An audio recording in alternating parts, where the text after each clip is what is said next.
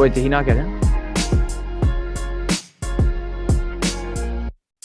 All right, Awesemo, here we go. It's your old pal Emac coming to you with Sunday night NFL Live Before Lock. I am joined by Nick Lepre and, of course, T. McBee, Terry McBride, as we have one of our more exciting games. And I will say every show and every bit of content and every decision I made this week has been wrong. So it can only go up from here. Biggest loss in a year. I'm down $700 or $800 today. It's a tough one, Terry. I know those are nickels compared to what Terry throws around, but how are you doing here, Terry? You're smiling. This gotta be good, right? I'm smiling because that was such a strong intro, and you're an entertaining guy, and I was doing a lot better earlier in the day. I felt like I had a much better first half of the day, and then things just kind of caught up with me, and those soft spots in some of the lineups that were had the appearance of doing well kind of got caught up with in the back end. So we'll see how it all shakes out, but probably down a little bit, but nothing crazy. Not a tragic day, but not a great day, unfortunately.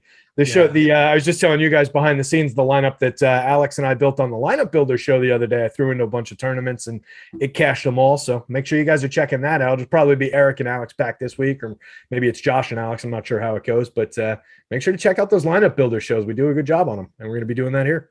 Yeah, I'm laughing here as well because I'm trying to switch everything I do over to from Chrome to Edge because my Google Chrome is not working today. It goes to the pages and nothing happens. So my apologies if I'm a little scattered here. It's funny how you get hooked onto one particular browser and everything else is throwing me off. I don't have my favorites faved. Oh, this is one hell of a day for me. It's just. Can we get to Monday? Emac can't get to America Online and all his favorite GeoCities websites that he's got bookmarked in Chrome. Oh, it's just a disaster. Daniel Jones and cash, kind of a disaster. I had Laviska Shenault, DJ Moore. It was just a mess all the way around. But we're a forward-looking show, as we like to say in the industry. So let's see what we've got. Well, what about Nick? Nick might be here to save the day. Maybe he's doing well. Nick, this is your last chance. You're the cavalry coming over the hill. What do you have for us, Nick? Absolutely nothing. I was all on Daniel Jones today. Did not end up working out. He ended up getting that was bad. That was a bad hit on him. That looked very bad. But yeah, it is what it is. You win some, you lose some, and you lose a lot when you go heavy on Daniel Jones, I guess. There's just no recovering from that one. But we have tonight, so that's what we're going to get to here. We have one of our highest totals of the day. Of course, nothing's really going to compare to that Cleveland and Chargers game that is really going wild right now. They're flirting with 100 points. But we have the Buffalo Bills, 3-point underdogs on the road, headed into Arrowhead Stadium. My nemesis is at the game. She just messaged me to make sure she could get one of my head-to-heads on DK. Melissa's actually attending the game tonight. She said it's raining there, so food for thought on that one. But we have Buffalo with a 27 implied team total. Kansas City just shy of 30. They are 3-point favorites. We're going to talk a little bit about cash building across the different sites. We, of course, are sponsored by PrizePicks. We're going to talk about them. And then any of the analysis that we do not end up coming across, and we usually do when we're breaking down all of our cash game lineups, we will talk about anything that was missed.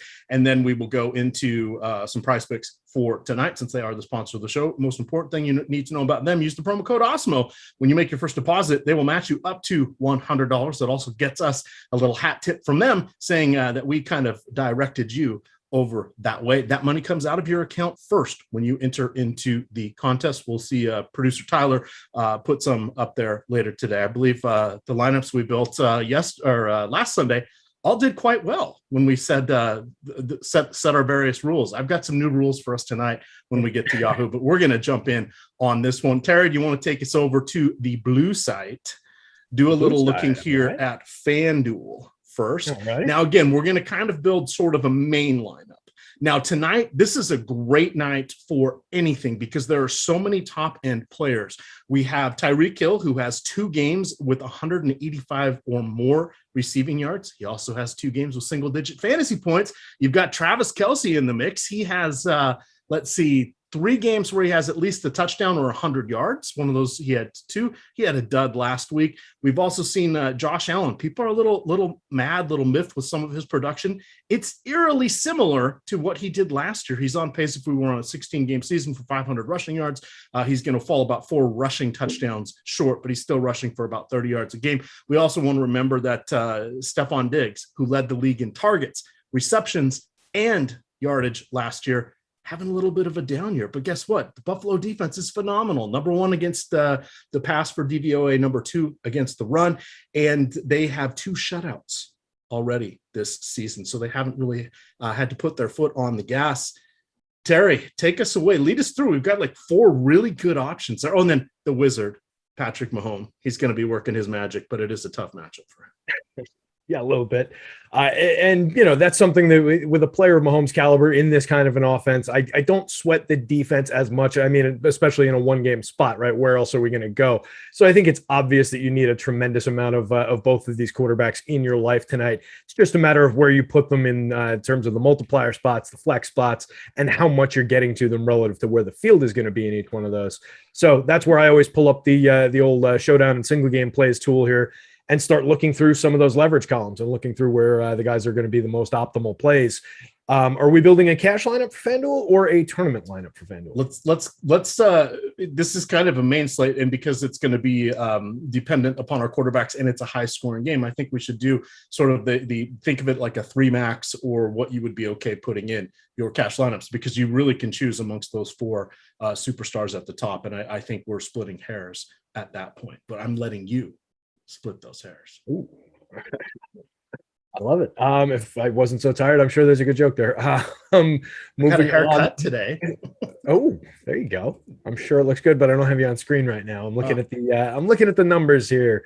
I like to go with skill players in the multiplier spot on all the sites. I think it is a little bit of a way to differentiate you, especially when both quarterbacks are going to be coming in around 25% ownership on the FanDuel slate. I think they are your best shots at getting the top score. That's reflected in our top score percentage, where they're Allen is coming in at 34% and Mahomes is coming in at 41%. So we're obviously taking a turn off the most likely top scorer here, but we've got somewhat comparable optimal lineup rates around Tyreek Hill, Stephon Diggs, the 2 primary guys there, where they're getting half the ownership, right? So I'm going to take a look at Stephon Diggs, take a little bit of a discount from where Tyreek Hill comes in.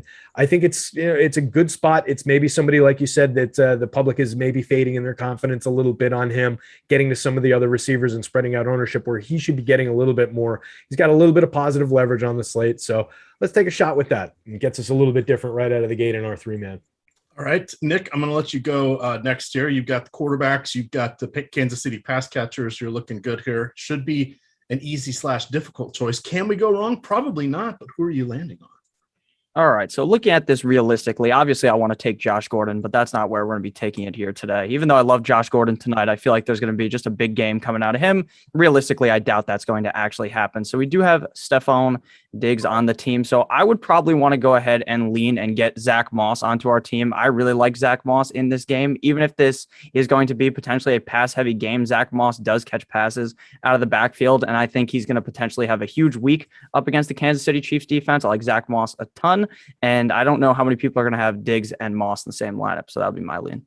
All right. I'm going to put in Josh Allen for us here. That makes it a bit of a challenge. We're now down to 10,250 per person. But I like that mainly because I think he has the much better matchup than Patrick Mahomes. And even though his team does have the vaunted defense, Mahomes is a wizard when it comes to this stuff. So there's a decent chance that it's going to be a close game and they're just going to be trading scores. That bodes well for Josh Allen. Terry, we're going to go over to you. We've got to look kind of down towards the bottom here. We have the kickers. Interesting note here. Harrison Butker has attempted 3 field goals through the first 4 games. That's not very many. He only attempted 27 last year. Because the Chiefs are so good at scoring touchdowns, he doesn't get that many opportunities. What do you like here as we dip down in the salary list? So we built a bit of a Buffalo stack here on this side. We cannot get Holmes and anyone else. With our salary average, 13.5, if I went to Tyreek Hill here, we would have money, but it would be spent. We'd have 7,000 on our last spot. that limits our overall options, and it puts us into one of the most popular players on the board if I'm going to do that. So what I'm going to look for again is to go back to the FanDuel board here and just look for a leverage play in the flex spot. And somebody who's coming up as a reasonably frequent optimal play. He's owned, but he's not owned as frequently as he's coming up optimal. He's the top leverage option on the FanDuel slate in the flex spot is Mecole Hardman in that offense. Saves us a little bit of money, puts us at 7,500 on the spend there. Now we've got 13,000 to spend. We can get anybody on the board that we want who's not named Tyreek Hill. So I think that's a good play there. You could have gone to, or I could have gone to a Byron Pringle. I could have taken the shot on Josh Gordon there and left us with enough to get to Hill. But doing that, making the Hardman pick here leaves us enough for Kelsey or anybody else that we want. So I like that, and it gets us a little bit different again. So I think it's a good foot to put on the path here. All right, so I'm going to finish that one off and just go Kelsey here. That is sort of my lean. When I'm picking between Tyreek Hill and Kelsey, I am giving the nod to Kelsey. We know that they're going to scheme to get him some mismatches if at all possible, and I think this is a better game for him than it is Tyreek Hill. Of course, both of them are phenomenal options. They're both top 10 pass catchers / wide receiver tight end in the league, but I think that they are phenomenal options here. Let's maneuver on over here and we'll do a DraftKings build. Nick, I'll let you start us off here. Reminder, we do have the 50% salary multiplier for our captain along with the 50% bonus scoring. This one's it's a little tricky. So a couple cheapies that we do have there. You have Byron Pringle, who is $800. Now he's good for 2 targets, maybe 3 if we're lucky. The interesting thing is that he has, on a per route run, he has more targets than the rest of kind of the dregs there. You've got Mecole Hardman, who is kind of the 4th option on the team behind Kelsey, Hill, and let's just call it whomever is the running backs. And then you get him, but he's head and shoulders above everybody else. We have a wild card with Josh Gordon, who is coming in. I want to say tonight's going to be his like 67th career game. Isn't that crazy to think that he's only played that many games? He has not played since the middle of 2019. So it's been almost 2 full years. He is now 2 years older than he was then. He also is in a tougher receiver room than he is then because he's got Hill and he's got Kelsey. Now, in that 2019, he played a few games. I think that was the year he was on New England, and then he ended up on Seattle, who claimed him off waivers for a handful of games. So he was going against a very young DK Metcalf and Lockett, and I forget who their 3rd receiver was, but he was only averaging a handful, like 2, 3, 4 targets a game for Seattle. So I just want to put that out there. It's been a long time. I think his big season was something like 2013. That was when he had that monster year. So Nick, I'm going to let you talk a little bit about what you think about Josh Gordon, what the buzz around the industry is. I'm the cold bucket of reality, and I just don't think he's going to do much, but I think he mucks up those other guys because they're, and we didn't mention Demarcus Robinson, who is running wind sprints. He didn't get a single target last week. So yikes. What are your Josh Gordon thoughts, since you said you had some, and then you can pick our captain, and it's not going to be Josh Gordon? Yeah, of course. There's always got to be a lot of buzz around Josh Gordon. That's just how he rolls. But in my opinion, I do like Josh Gordon a lot tonight. Not really for any reason at all, just because I feel as though this is going to be somehow that they don't really have a clear number 2 wide receiver. In my opinion, it seems like every game it's kind of just a different player. Now, obviously on paper, Mecole Hardman would be that second guy, but I do think it is entirely possible that Josh Gordon does elevate himself to become it. Will it happen in his first ever game in a Chiefs uniform? Potentially. I'm going to talk myself into playing Josh Gordon as a captain, at least one of my lineups. But the guy I want to go with here is not even a player that you mentioned, and that's going to be Cole Beasley. Cole Beasley has been pretty hot and cold thus far this season. In the first week, he had 13 targets. In week number 2, he had 4 targets, and then 13, and then 2. Now, I'm not someone that's going to tell you that it's an on and off kind of player where he's going to have a small game, then a big game, then a small game, then a big game. But at the end of the day, I think that Cole Beasley is a very talented player. I think that him and Emmanuel Sanders are guys that I would like to heavily target tonight out of the Buffalo Bills wide receivers, if you're not talking about Stephon Diggs. So I'm going to go with Cole Beasley here. I like him a lot tonight. All right, Terry, I'm going to hand it over to you to make our next selection here. And then we're going to get some housekeeping in and all that fun stuff. But we wanted to get off on the jump here because I know there's going to be a lot of questions tonight. So I wanted to make sure that we are off and running because there'll be time to screw around and have some fun. We're going to go till 8:20 tonight. We are the final show tonight. Again, we are brought to you by PrizePicks. So we'll talk about their specific game format and site here shortly, but you can download their app or you can go to prizepicks.com and sign up.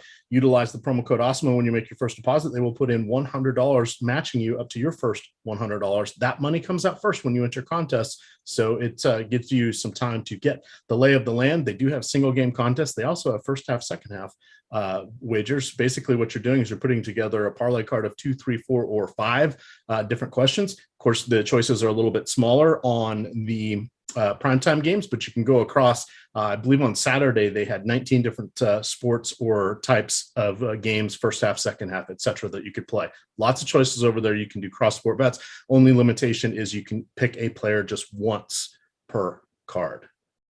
Terry, did you recalibrate and get the green site going here?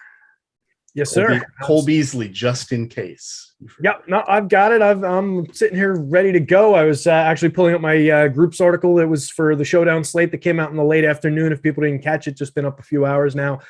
In that article, I like to go through some of our aggregated history for Showdown slates. We've got a 2+ year sample that's around 100 games or so.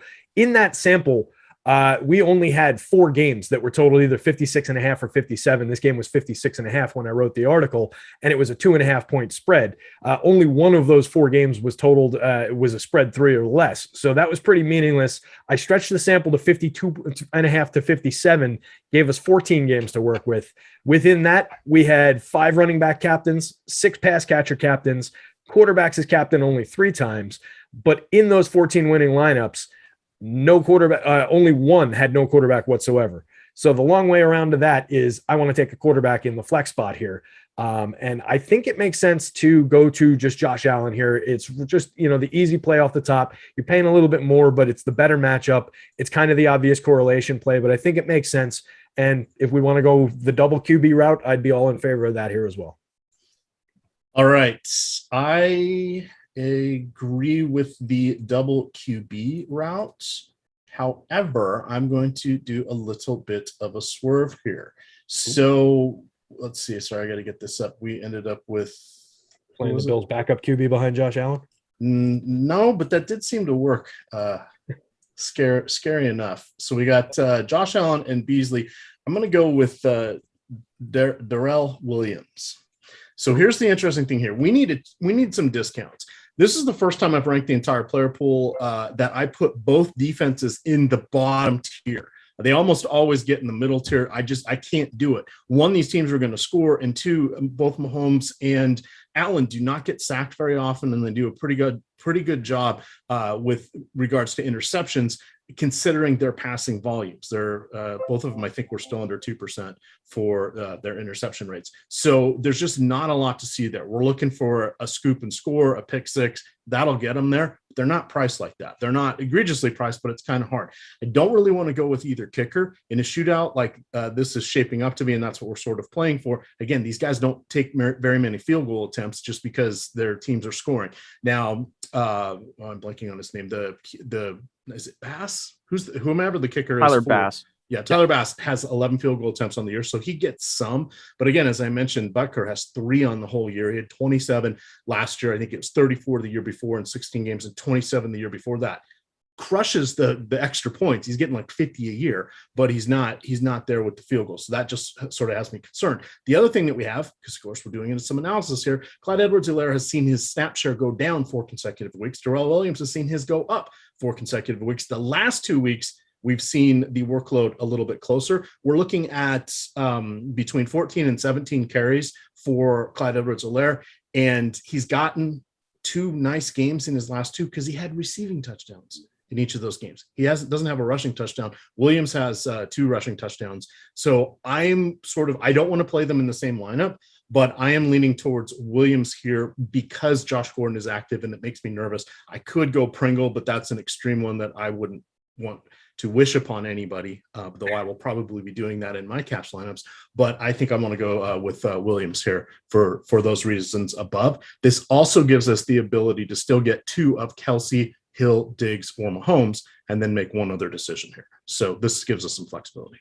Would it sway you at all if I mentioned that Williams is our most negatively leveraged player in the flex role?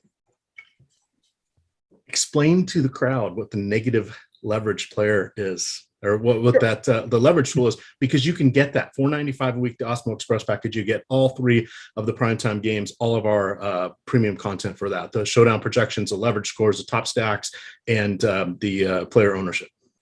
Sure. So when we're talking about leverage, we're essentially talking about his probability of being in, when we're talking about the captain spot, the top overall optimal captain, and we're talking about the util spots appearing in the util spot in one of the optimal lineups, right? The rate at which he does that. So looking at Darrell Williams, he comes in at an 8.8% optimal lineup rate. 8.8% of the time he appears in the optimal lineup in our simulations as a flex play, but he's getting owned by 14.8% of the field. So that comes in as a pretty significant negative leverage number. The field is getting to him more frequently than we're seeing him become an optimal play. Not to say he's a bad play, and at only 14.8%, we're not talking about one of these massive ownership shares where you're getting to somebody who's, you know, not a great shot at winning and also going 35-40% owned. This is a reasonable enough play to absorb some of that negative leverage if you had to. I just want to make sure that we're going to make a differentiated play or somewhere else with this lineup. Otherwise, we end up on something really chalky if he's the only way we're offsetting any salary and then going like directly to other star plays. I think that's just the way that a lot of these lineups will go. So it's a matter of either making the decision here not to go with him or going forward to make the decision to be sure to go to one of these positively leveraged plays. You mentioned one of them. Is it my turn or is it Nick's turn? Your turn. It's my turn? Yeah. All right. So you, let's see. You didn't talk me off, Darrell. Yep. Okay. So taking a look at that, then we've got Beasley Allen, we've got Darrell Williams. So I want to go to one of these positively leveraged plays. Looking at that, I don't necessarily want to go to the Bills defense here, I don't think, because I do think there's a little bit of upside that we want to chase in this lineup with the Chiefs scoring, and it's going to be through the passing game. I'm looking at a guy that you mentioned who's super cheap, and I assume is going to allow us to buy everything that we want. And I don't think a lot of people would put both him and Williams into a lineup because they're both discount plays, and that's Byron Pringle. And that leaves us 12,250 on both of our an average of 12,250. So we can roster anybody that we want in this next spot if we do that here, and then we'll make a decision after that. And I think we're a pretty differentiated lineup. All right, you got so we're saying Pringle and Williams. I didn't think he'd go there. We may have salary left over. We may wiggle this around still a little bit more. Nick, we got 2 spots left. You can literally pick any 2 players that we want to have here. Who are you liking here amongst these guys? We've got 2 Buffalo players, and we've got 2 of the, let's just call them reserves for the Kansas City Chiefs. Yeah, we can go ahead here and get Stefon Diggs onto the team. I like Stefon Diggs a lot tonight. I think that the Buffalo Bills are a team that is kind of underrated going into this game. I think the Buffalo Bills, even though obviously they have a better record than the Kansas City Chiefs, I think Stefon Diggs hasn't played his best game yet this season. I believe it will be this week up against the Kansas City Chiefs in what is probably the biggest game of the year for them up to this point. I really like Stefon Diggs. He's been pretty consistent over the last couple, at least over last year out for the Buffalo Bills, but this season he hasn't really seen that complete consistency, but I think it happens here, and he has a big spot. So I like Stefon Diggs, and plus we already have Cole Beasley and Josh Allen on the team. All right, and this is where it gets to be really fun. So Terry, I'm gonna let you have this here because we have some interesting decisions. So if we go with Darrell Williams, I think. Darrell Williams. I think it's Darrell. There's one L. I don't know if it's how we're saying. Just whatever. He's like my favorite player tonight too, and I don't know how to say his name properly because I'm tired. So if we go with Mahomes, we're leaving 3,700 on the table. This is one of the things we're going to talk about when we get to Yahoo. On Yahoo tonight, you can leave $5, $10, and it's not even going to be an issue. We're kind of in this spot here because we've gone with 2 discounted Chiefs players. So if we go with Mahomes, we have 3,700 left. If we back off of Pringle, this is where Terry was saying that we're going to kind of land in somewhere near, but we're only getting Bass or Butker and I already said I really don't like those guys. So I think we should keep Pringle in.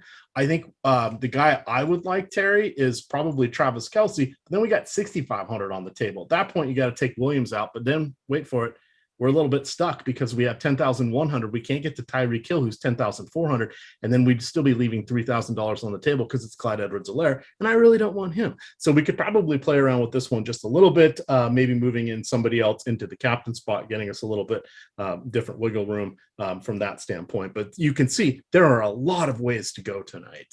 And even if we were to leave a couple grand on the table, it wouldn't be the worst thing in the world because everybody that sets foot on the field is going to have what we call touchdown equity because of their quarterback's prolific passing.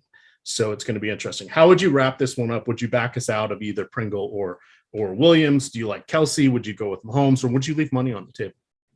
So I would be probably inclined to take a peek at what Mahomes could do here in that spot, which is what I did. I popped Mahomes in there, and then I pulled Williams out, and that leaves us 7,300 on the board, which gives us the ability to get to a couple different interesting players here, but not any of the other primary skill players from the Chiefs. We're talking about we could leave a boatload of salary on the table and go with one of Demarcus Robinson or Mecole Hardman.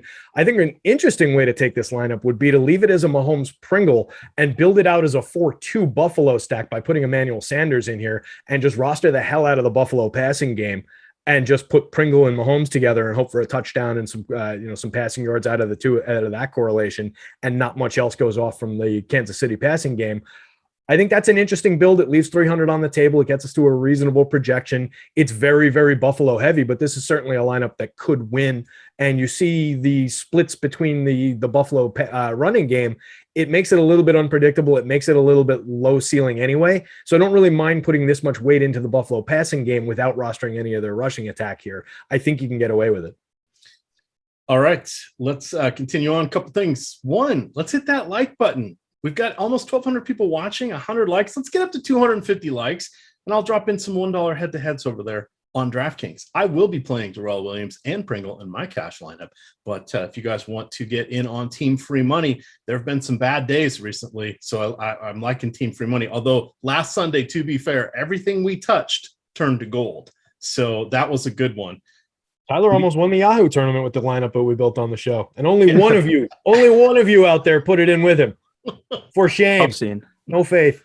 Definitely out there. But let's have some fun here. Get those likes up for us. We do appreciate it. Of course, we're sponsored by PrizePicks. We'll talk about them. Let's go on over here to Yahoo, see what we've got going on there. Let's see, Terry, if you want to run with this one, let me see if I can sign it. Oh, that one's still working on Chrome. I feel like I've made a few in a row. Why don't we let? All right. Well, I was worried that Nick wasn't signed in. So Nick, go ahead. We've got we have pretty much. I'm in there now. We have pretty much anybody that you would like to lead this one off. You get the superstar, which is their version of the captain of the MVP. They get 1.5 times pricing. There is no issue here with salary cap. We are going to leave some on the table where we're going to get an incredibly common build here. Some of our discount dandies, I would like to point out Mecole Hardman. We don't want him in our superstar spot, but he is just $10. You have Darrell Williams, who is 11. Those two allow you to do darn near pretty much anything you want. Somehow Josh Gordon is more expensive than the rest of them at $12. Really don't want to go with him, but this looks like an interesting spot to look for a Josh Allen or Patrick Mahomes at the top end, because that's half PPR here. So I kind of like Josh Allen as my MVP. I'll let you make the pick here, but the rushing touchdown equity makes him an appealing option. Yeah, I was going to talk about either Josh Allen or Patrick Mahomes. I really like Dawson Knox, obviously, but I don't want to put him in the superstar spot. But I do want to kind of get potentially a lineup with Dawson Knox. Maybe I can talk you guys into that. The guy's just been on fire so far, so I think we put Josh Allen as the superstar, and then there's a lot better chance that we get Dawson Knox on the team. So we're going to go with Josh Allen. Like you said, the rushing equity is much higher for him when compared to Patrick Mahomes. There's a solid chance that Singletary or Zach Moss do not score tonight, and he ends up scoring the touchdowns himself, rushing them in. I like Josh Allen a ton. And here up against the Kansas City Chiefs, I really do believe that this is going to be a back and forth affair, and Josh Allen is going to look mighty fine there as our superstar. All right. Let's go. Let's put in Patrick Mahomes as well. Next highest. I was going to do that to you. Okay. Oh, well, there we go. I thought I was throwing you that curveball. Damn. We're going with Mahomes. We still have $19 I like it. A piece left. You can still work in one of the other stars of the Hill, Kelsey Diggs ilk, and then there's enough value that we can get in some places. We also have an interesting decision. Williams is $11. Clyde Edwards-Helaire is $15. On Yahoo, he is priced appropriately for that decrease in recent workload. The other sites, he still looks like he's going to get a 70-30 split, and we've seen it closer to 60-40, potentially 50-50. The way it's trending, is that the anomaly? Does the trend reverse itself? I don't know, but Yahoo's giving us a little bit of a chance here by just having those two separated by $4. Now, granted, while it's 37% or whatever that is, we have the ability to leave money on the table tonight. So it's not, the savings is not going to be necessary. Who do you want next, Terry? Yeah, there's a lot of value on this board. It's pretty easy to put this lineup together in terms of being able to get those two quarterbacks in off the top and not really have to sweat like, oh, where are we going next? I mean, we can have Clyde Edwards-Helaire here for $15. We can have the guy that I'm going to put in the lineup that Nick mentioned, who is another player that I actually also really like, at Dawson Knox at the tight end spot. Just sees a good amount of volume. I think he's got excellent hands. He's always been a pretty reliable target there. So I'm going to go that route, and I'll give Nick his player that he wanted off the top. 8 targets last week for Knox, averaging 5 targets a game this year over the first 4 weeks. So plenty of volume. I like the spot there for him. 6 touchdowns in his last 9 games, reaching back to last year. Feels a little unsustainable, but it also, or perhaps Josh Allen, instead of picking the creative player tight ends to score touchdowns, he's actually going to give them to the real tight end these days. We shall see. Nick, let's let you go next. $19 each, or $19 left. Oh, actually, you know what? I'm going to take Mecole Hardman. That gives us $10. We have $28 left. So the reason I did this is because it puts us in a little bit of a conundrum. There's nobody else to go with, right? So if we put in Mecole Hardman, $28, the next most expensive player that's not a backup quarterback is Emmanuel Sanders. You've got Zach Moss. They're both coming in at 19. Cole Beasley at 18. So you can see we're putting together a realistic lineup. Mecole Hardman probably should be $14. That really doesn't matter. You don't want to be worried about leaving salary on the table. If we back off of Hardman and let's go with we can't go with any of the big 3, but from there, if you went with Clyde Edwards-Helaire, all of a sudden, you got $20 left. You're going to Emmanuel Sanders. You're leaving $4 on the table, right? There's a couple guys at the low end that are mispriced enough. Don't worry about leaving money on the table on Yahoo tonight. So Nick, if we go with Hardman here, and you can, I'll give you the veto power. You got $28. Is there somebody you like? Do you like somebody in an upgrade here for Hardman? If we're going to build around Dawson Knox, because he would be the other obvious upgrade. Yeah, I'm fine with Mecole Hardman in the lineup. If I'm being honest with you, he probably is the clear number 2 guy on Kansas City. And if this is a very pass-heavy attack kind of a game, not having a running back in the lineup probably won't hurt us too bad, especially if Josh Allen is the guy rushing in the touchdowns for the Buffalo Bills, if they even rush in a single touchdown. So I think that's a fine play. I'm fine having Mecole Hardman on our team, and I think that it does fit the team pretty nicely. We also have Patrick Mahomes, obviously, so that helps. All right. What do you want with the final spot there? All right. We're leaving bucks on the table then. Yeah, we are. And again, this is the good thought exercise, because I wanted to do this just to show, if you're trying to spend everything on Yahoo, you're going to come up with one of 5 different lineups. I ran 200 lineups, and I found one that was still within 10% of the projected optimal best score using the Awesemo median projections that left $12 on the table. It's not going to be a problem to leave that kind of money on the table on Yahoo. Yeah. And a lot of the chat keeps asking about Melvin Gordon. Melvin Gordon is playing, I believe. I haven't seen anything that would point to the contrary of that. Have you guys seen anything on that? Josh Gordon? Josh Gordon. I was like, whoa, I missed some news. What did I say? Did I say something wrong? You said Melvin. That's okay. Melvin Gordon. Oh, my God. Justin Gage instead of Russell Gage yesterday. So it happens. I'm way too tired for that one. As far as we know, Gordon is going to be active. Anything beyond that is fool's gold. And the reason I say that is he was starting for Seattle 2 years ago when he last played, and he still didn't get targets. I don't see them going to him over Kelsey, Hill, Hardman, put in, Clyde Edwards-Helaire, Williams. There's just too many other options. Could he get, a touchdown or whatever? I'd rather roll the dice on Pringle personally than Josh Gordon. This is just too stacked of a lineup for him to get a shot, in my opinion. Okay. The chat just kept lighting up about it. So this is everybody loves him, man. Everybody wants to see this guy succeed for half a decade now or more. Just can't stay in the league, can't produce when he's on the field. Guy's got 20 touchdowns in his career, and most of them came 8 years ago. This is, I don't know. They did say, or at least the beat reporters were saying, that he's expected to play and expected to have a role. That is significant that they said they do expect to have a role, even if that role is, we're going to give you 3 looks in the red zone. If we're in the red zone X percent of the time, be prepared. He's a guy who has the ability, has the size, and all of these things to come down with a touchdown catch here. Yeah. I don't want to completely write him off, but we're talking about 14 of those 20 touchdowns came in either 2012 or 2013. All right. So this is a long shot of a play. It's somebody that is totally viable, I think, for the very large field showdown format that we've got, especially easy for me to say, especially at the discounted salary. So I think there's upside in rolling the dice a few times in 150 lineups. I don't know if it's your go-to if you're building one lineup for a single entry. I think you don't necessarily need to go that far afield. So it depends on what we're building for. Okay. So it's my pick still, right? Yeah, obviously. that's true. Okay, so we're going to go with Emmanuel Sanders. Emmanuel Sanders has had over 6 targets in every single game. He's had 2 touchdowns on the season. Those both came up against the Washington football team, but he has been a very consistent piece of this team. It feels like his career has kind of been reinvigorated there in Buffalo. I didn't think he was all that great last year, but he does look very good in Buffalo, seems to have a very key role inside of this offense. So I like Emmanuel Sanders. I think he's probably either the number 2 or 3 receiver there in targets, depending how good Cole Beasley ends up playing. Yep. And if you guys want to upgrade somebody, you can go from Dawson. Dawson Knox, that money isn't going to do anything for you. But if we look at Hardman, you can get up to $19. You can basically take Cole Beasley if you want.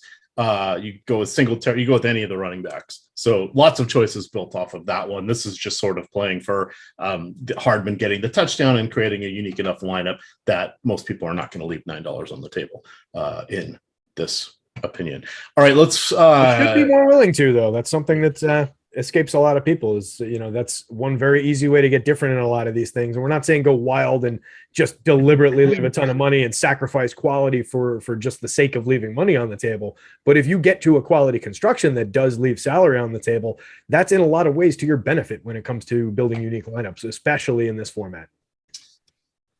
All right, we need more likes. We now have almost 1,300 people watching. We only have 157. Come on, you want to get some of this team free money action out there on the DK streets of your pal dropping in some head-to-heads here. I will be doing that, but you guys got to get those likes up. Terry, let's start off with the Bills. What did we not particularly cover? Really didn't cover with the running backs. What do you and Nick think about the timeshare that's there right now? Is there a lean towards Singletary or Moss? We're not getting a ton of a discount with either of the guys. Whatever we choose will be wrong. So your own personal preference, you walk the tightrope at your peril here. But Terry, what is your lean as you've looked in at some of the leverage? Because here's 2 guys that literally are a coin flip. Yeah, and this is one of my least favorite backfields in the league for that reason. They have just not been able to make up their minds between these guys, or they just consider them completely fundable and they don't care which one is which or who's on the field even. So I would just go purely by what we're looking at on the site in terms of our leverage scores, and neither one of them looks like an overly positive leverage play on the DK slate in the flex roll. And then if we jump over to the captain spot, I imagine we're not going to see very much of a different story there. So, yeah, these guys are just kind of mix-in plays and fairly low-end mix-in plays for me. If we're looking at Moss, he's at a negative 1.5 in our leverage score. Singletary comes up about efficiently owned, but he's not getting much of a probability of any kind of success here. If we're looking at touches over the last few weeks, Singletary 14, 15, 12, 15. Moss not there week 1, but 10, 16, 14 the last 3 weeks. So it's 50-50. take whoever fits, take where you can get some leverage or you know, the lower owned guy between the two if you need to. Whatever fits into your build, I'm fine with, but I don't really want to go over the top for either one of them. All right, Nick, you kind of hit on a little bit of Emmanuel Sanders there. You talked a little bit about Dawson Knox. You've also mentioned Cole Beasley. Didn't hear any Gabe Davis from you. He's sort of been supplanted there by Emmanuel Sanders, which makes sense. We saw John Brown now out of the league. He was the guy that was there last year, got beat out in camp this year. So he asked for his release, went to the Raiders, and then didn't end up making their active roster as well. What do you, any thoughts on the running backs as well as these tertiary receivers here for Buffalo as we wrap up this side of the game? Yeah, I think Gabe Davis is a very talented player, but I think his kind of positioning on the team just is not as ideal for a week in, week out standpoint kind of a deal, because he is probably the fourth best wide receiver on the team behind Diggs, behind Sanders, behind Beasley. And with how much Dawson Knox is being targeted, he might be just the fifth option on the team when you're thinking about it that way. I think he's a good player and all, but for tonight, I wouldn't expect him to be doing something super special. He's played in 4 games. He has just 7 targets, 3 receptions, 63 yards. He does have a touchdown though, but to me, that's not too much special there. But between Zach Moss and Devin Singletary, I think Zach Moss is the better player. But kind of what Terry was saying is it really is just a coin flip any given night. It could be either of these guys that have the bigger game. You're just hoping for a touchdown with either of the players. Zach Moss has 3 on the season running the ball, and Devin Singletary has 1. So I guess technically in the touchdown category, at least from rushing the ball, obviously Zach Moss will get the slight lean. But at the end of the day, it really is a coin flip. The question is, how much does the weather kind of play into this game? If it does really slow the game down, they have to run the ball, then maybe Zach Moss and Devin Singletary will be kind of much better plays than we've talked about at all during the stream so far. All right, let's see if anybody has any more on the weather floating around on the old interweb here. Again, I don't really see any. Yeah, I don't really see much interest in the kickers and defense. I did set a rule where I can only play 2 of those positions amongst the 4 or technically 8 options. I zeroed them out at captain. So basically it's only going to be those guys. And then I don't even have 100% of my caps there. I think I ended up with like 70 or 80% cap. I just don't even want them in my lineups. Moving over to Mahomes here. We've got 3 games with 3 touchdowns, 1 with 5. He's got 14 on the season. He's just looking phenomenal once again here. Terry, did we leave anything out on Mahomes? Tougher matchup here, and then we'll circle back on the running backs. But any other thoughts on the pass catchers that we did hit on? A lot of people are asking if you had to pick one, would it be Kelsey or Hill? I consider those guys relatively similar. I'll pop up on the they very much. I have a brother. Twins. So I actually made a little section in my groups article for this on how to, if you were thinking about, all right, I only want one of those primary pass catchers. I don't care if I get one of those guys and a Pringle, one of those guys and a Hardman, but I'm thinking maybe, all right, if one of those guys goes off for a tournament winning score in my captain spot, then maybe I don't want the other one in a flex spot. So you can use Fantasy Cruncher to adjust that by clicking the little checkbox at the bottom of the group. That'll tell Fantasy Cruncher, hey, ignore the part where it says play at least at most 1, 2, whatever of these guys, and only focus on what I put in for the boost amount. And you can put in a negative 50%, you can put in a negative 35, something like that, so that when you crunch lineups, these guys can still appear together in lineups, but it'll be less frequent and it'll spread things out a little bit. So that's something I like to do with this play. I consider these guys, like I said, relatively even. Looking at our leverage scores, Tyreek Hill is pretty negatively leveraged in the flex spot, but he's coming up with a nice positive leverage score in the captain spot on DK. So you might want to consider that. They're both getting the same exact captain leverage score, in fact. Hill edging out Kelsey in terms of how frequently he's coming up optimal. But in terms of leverage, they're both even in the captain spot in the positive numbers, and they're both relatively close in negative numbers in the flex spot. So if I'm rostering them, I'm going to a rotation of them in the captain spot, and then maybe I'm leaving the other guy out of the flex spot when I do that. All right. Nick, you want to take a crack at the running backs here and your final thoughts on the Kansas City pass catchers? Then we're going to talk some prize picks here as we've got 20 minutes till lock. I do want to point out, I was looking at everybody's favorite DFS weatherman. He says the rain really shouldn't be an issue. This gave me pause because I remember one game, I believe it was even a Sunday night game. Seattle was playing in Kansas City. The Seahawks way back. It might have been like a Warren Moon era game, potentially even Dave Craig. It was a while back. It was raining so hard at the stadium. Rain was coming out onto the field down the stairways, looking like creeks. That's how hard it was raining. It was one of the sloppiest, most horrible games. They couldn't throw the ball. They couldn't. I mean, it was. Now I want to go pull the box score. But we have 19 minutes to lock, so I'm not going to do that. But that not happening tonight. So, Nick, talk us through anything else that we didn't hit on amongst the wide receivers there for Kansas City. Your thoughts on the running backs, and then we're going to get to some prize picks.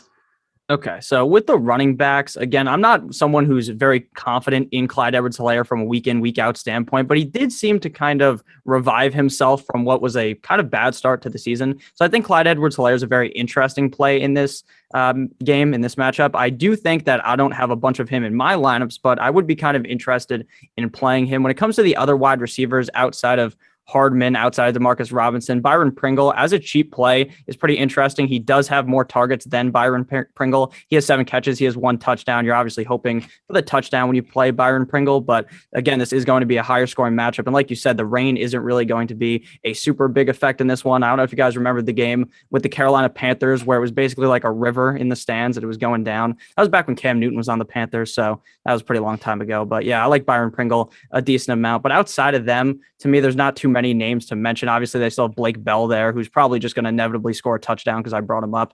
But yeah, he's not a guy to really bring up. But I do like Darrell Williams as kind of a cheap play. All right. So we're universally going in on the idea that the rain's not going to make much of a difference, not going to matter, that it's going to be just a solid block of rain from about 8 p.m. to about 8 a.m. tomorrow morning. And Yeah, I'm not talking light rain. This is solid, heavy rain. We don't care. Tomorrow or today? No, tonight, 8 p.m. tonight into 8 a.m. tomorrow morning. Block of rain. Which side are you looking at? Dark sky. I'm looking at the radar. It's big purple and yellow and orange and right over Kansas City. I can't trust DFS weathermen on Twitter. I never trust DFS weathermen. They tend to middle of the road it. They tend to sit on that fence and never get down. It's a little bit annoying, especially when you're trying to build baseball lineups. 35% chance of rain through 7 o'clock tonight. Yeah, look at after 8 o'clock though. I'm getting there. There's all sorts of pop-up ads. I can't go to my favorites because again, my Google stuff crapped the bed.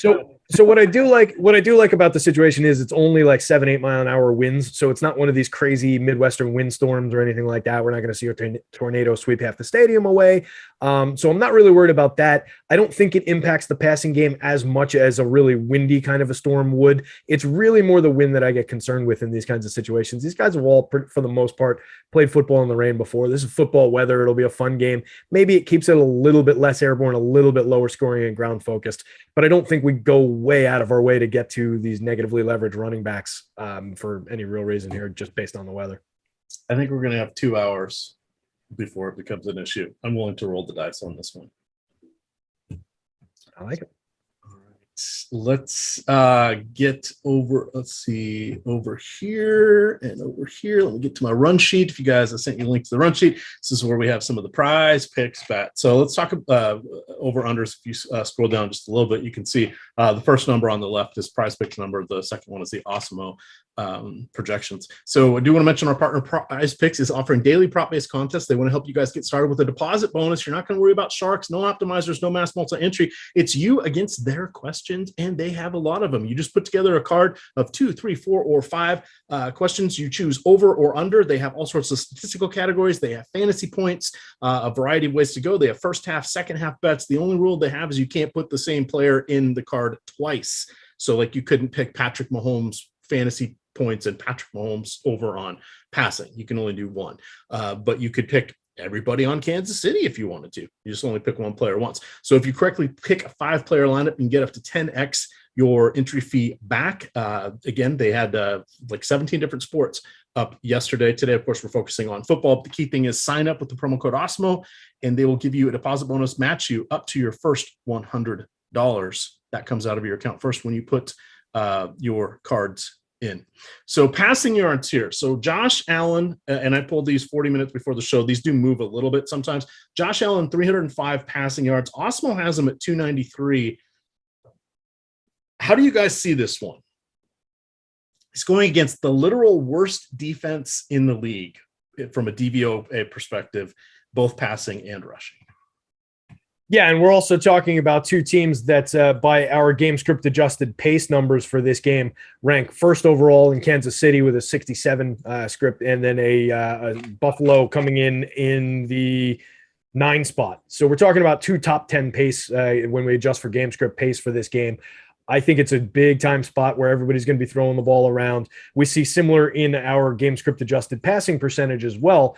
Buffalo 62.9% lean toward the pass, pretty significant there. KC 1 spot ahead of them, 64.2. Those are the second and third ranked pass percentages that we've adjusted in our game script adjusted numbers. So I think it's going to be an airborne game. I like the idea of them maybe getting over that.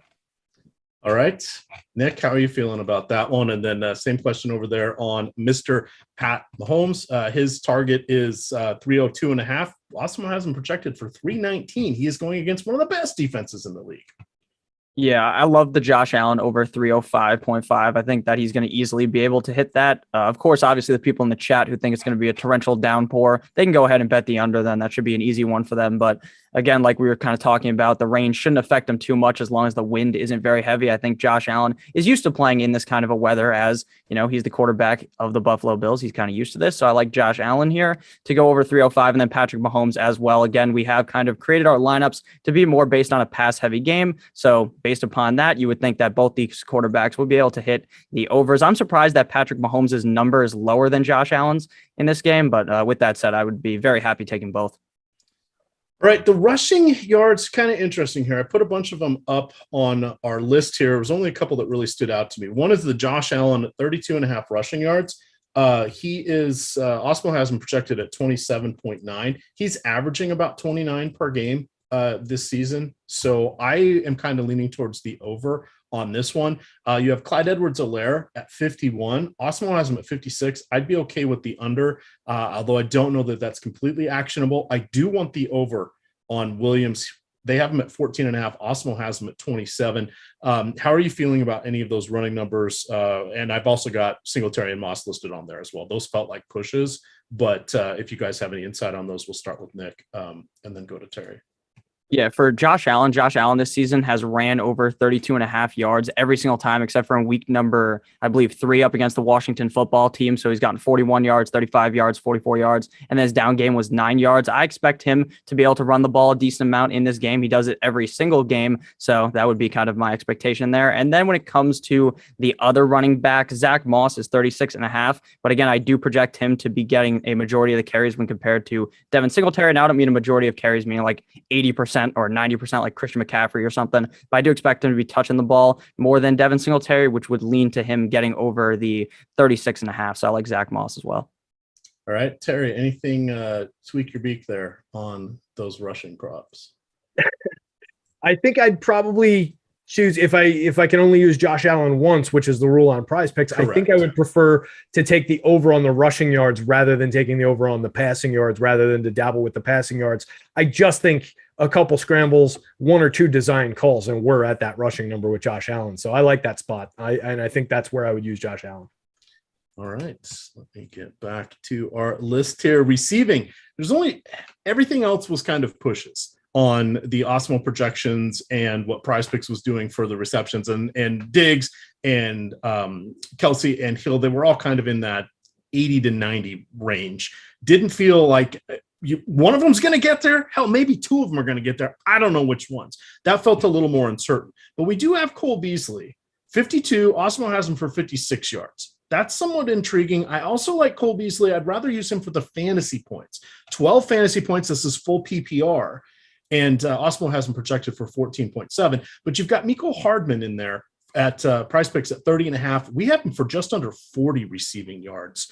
Do you like either of those? And do you agree with me on kind of the stay away there for those other 3 phenomenal players who will be at the top of the leaderboard at the end of the season? I just don't know what happens today. Yeah, I agree with that. I particularly like the Hardman one there. I think that's another one where that's what 2 catches for him, and if everything's going right, if you get him on one deep route, that's the ball game there. So I like taking that one. All right, Nick, any thoughts on either of those? Yeah, I like the Hardman one as well, but I would more lean heavily towards the Cole Beasley one. Again, I really do think Cole Beasley is going to be very involved in this matchup, and I think that Cole Beasley getting over 56.5 or getting over 52.5 yards should not be a tough task, especially in a game that we believe to be so pass heavy. All right. Josh Allen makes it again for touchdowns. These are any touchdowns, 2.5. We have him projected for 2.15 passing and 0.28 rushing.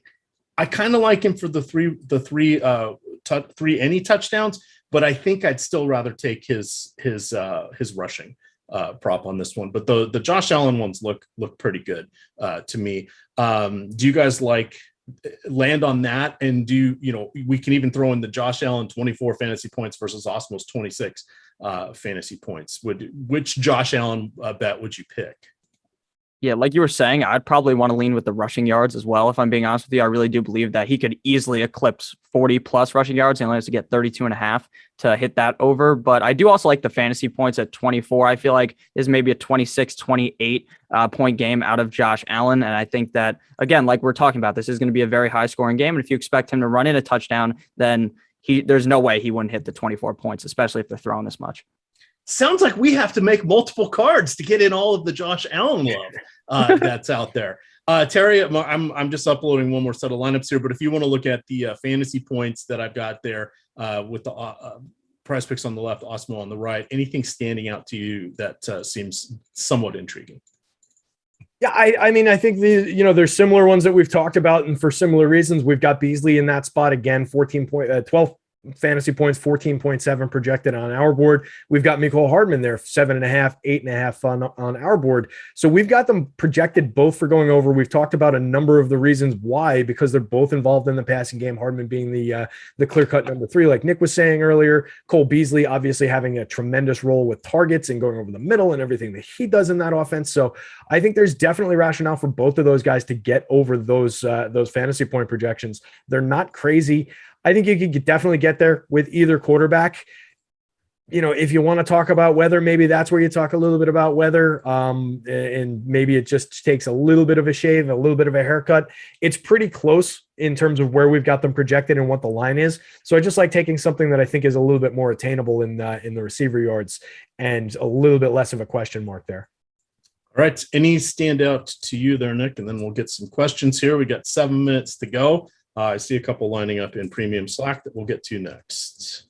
Yeah, it was funny how Terry earlier brought up the Mecole Hardman. All he needs to do is get like 2 catches to get 30.5 yards. It's the same thing with the points as well. With 7.5 points, all he really needs is 2 catches, 40-ish yards, something like that, and he's going to be able to have a pretty solid game for you. So I do like the Mecole Hardman over as well, even though Awesemo does not project that to happen. All righty, let's see here because I moved that around. Hardman. While Liamac's looking, Hardman for the season, 123 yards on 13 catches, 18 targets, 9.46 yards per passing attempt. So I think it's a reasonable play. It turns out it's going to be about 3 catches that he needs if he's just getting his average. If he goes a little deeper on one of them, we're there with 2. So I think that's a good one.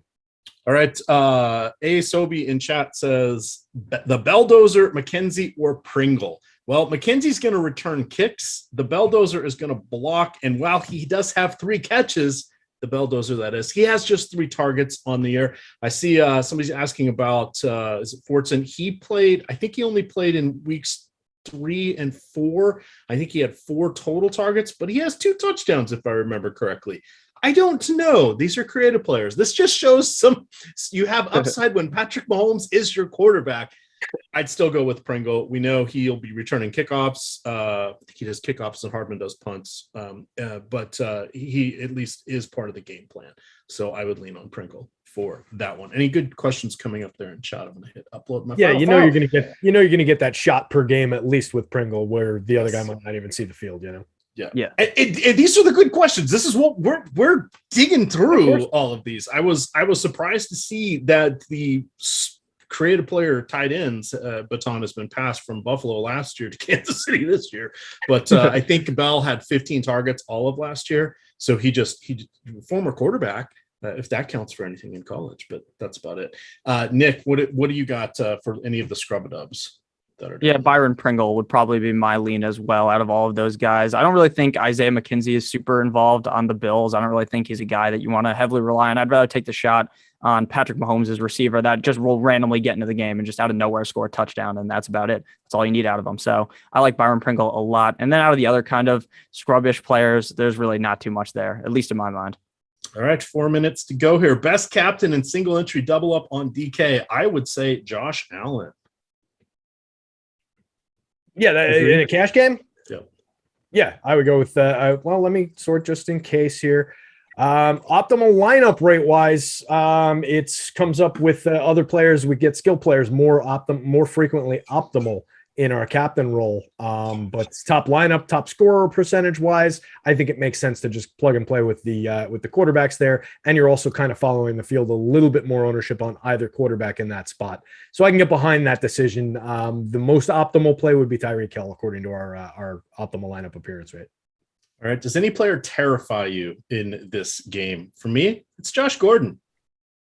I've besmirched him enough. There we are. Nick, anybody terrify you by you're playing too much, not having enough? Oh, yeah. It's also Josh Gordon. I put Josh Gordon as the captain in one of my lineups just to, see, maybe we jinxed him. Maybe we've talked so bad on his name that maybe he turns it around. But yeah, Josh Gordon is a guy that it wouldn't surprise me if he had an amazing game. And it wouldn't surprise me if he honestly didn't have a single target in the game at all, or if he wasn't even out there at all. All right. Oh, here's actually a good one. Would you play Beasley and Captain Cash on DK to get Kelsey, Mahomes, and Allen? I think that's fine. You want to try to get 3 of Kelsey, Mahomes, Allen, Diggs, and Hill. There's a lot of them. You can really only get 3 of them. But by doing Beasley and the captain, you're hoping for he has 2 games where he has double-digit targets. I think one of his other games he had 8. So he's really an extension of the run game. I think that's perfectly fine on the full PPR. To do. Yeah, I want to put Beasley in the captain spot, regardless of what else it gets me. I think he's a good captain play here. He comes up optimal a little bit less than 10% of the time. He's not getting that kind of ownership, so he's a positively leveraged play in the captain spot. I think he sees enough volume. I think he can get in the end zone. I think he should get vaccinated. So yeah, that's a reasonable captain play there. The guys that scare me the most on this slate are the Buffalo running backs. I'm not going to have very much of either one of them. Either one of them gets in the end zone twice, or they split 2 touchdowns, and that's the end of my night. I didn't mention before. I made rules that I'm not playing 2 of the running backs on the same team in any function. So that was one of my restrictive rules. It's been a few games since I really went restrictive like that, but this one seemed to be one where I wanted to go that route today. 2 minutes to go. Reminder over there on PrizePicks, they do have second half contests, and you can also get your cards to have second half tonight, as well as with the primetime game tomorrow. We'll be starting all of this again 9 o'clock tomorrow morning with a bunch of DFS analysis. It's going to be a good time. Any last thoughts on the rain, Terry? On the rain? That's what you're going to restrict me to? Yeah, Terry's our weatherman. Well, you have 90 seconds. Anything we hear? Oh, man, what's Melissa say? It's wet, ain't it? Melissa says it's still raining like crazy there. There you go. Yeah, I expect that it's going to rain through most of this game. But again, we've talked about it. These guys have played in rain all their lives, and it's fun to play football in the rain. So I think these guys are going to be fine. I don't think it's going to be a big detriment to the passing game. We've seen passers succeed, and these are 2 extremely talented passers in 2 very high-end passing games. Nick, any final thoughts from you? Yeah, I have no idea if the chat is lying to me or not, because some people said that it was not raining. Other people say that it's raining cats and dogs over there. So I honestly have no idea what it looks like. My screen above me is on the light, so you guys can see me a little bit better on the screen. So I have no idea what's happening there, but I assume the weather is just going to be fine for us tonight so that we can have a great showdown slate. I like it. We are all wrapped up, gamers. That was a lot of fun. I do have the schedule up. I was wrong. We start we do start at 9 tomorrow. Showdown strategy. That's going to be with Laffy and Matt Kajeski. They will be breaking down the Monday night football action. Is going to be the Baltimore Ravens going against the former Baltimore Colts, now the Indianapolis Colts. Nobody even remembers when they played in Baltimore. That wasn't before my time, but nonetheless, we're done. We made it. We made it, fam. Thank you so much, everybody, for tuning in.